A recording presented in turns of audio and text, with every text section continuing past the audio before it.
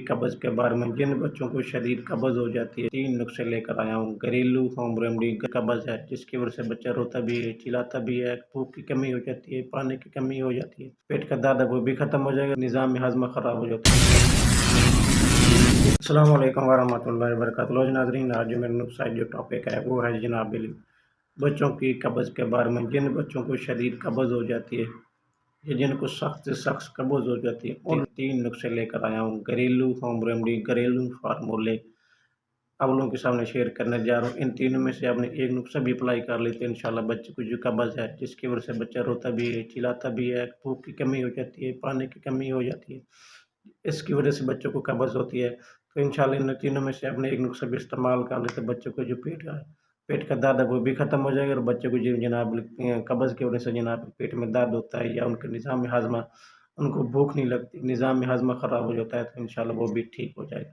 सबसे जो पहला मेन नुस्खा है वो है जनाब के लिए अपने 1 नीम गर्म कप पानी का लेना है आपने और इसके साथ आपने 3 चम्मच नींबू के रस के लेने हैं और इसमें जनाब ये आपने ऐड कर लेना है नमक उम्र के मुताबिक। बड़ी ज़्यादा उम्र है तो आपने 1 चम्मच इस्तेमाल कर लेना, अगर थोड़ी उम्र है तो आप उसकी उम्र के मुताबिक वो नमक इस्तेमाल करें।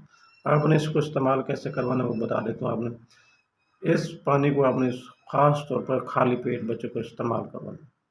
दूसरा जो मेन नुस्खा है वो आपको बता देता हूँ। आपने 1 कप पानी नीम गर्म लेना है, उसके अंदर आपने सौंफ का पाउडर वो ऐड कर लेना है 1 चम्मच।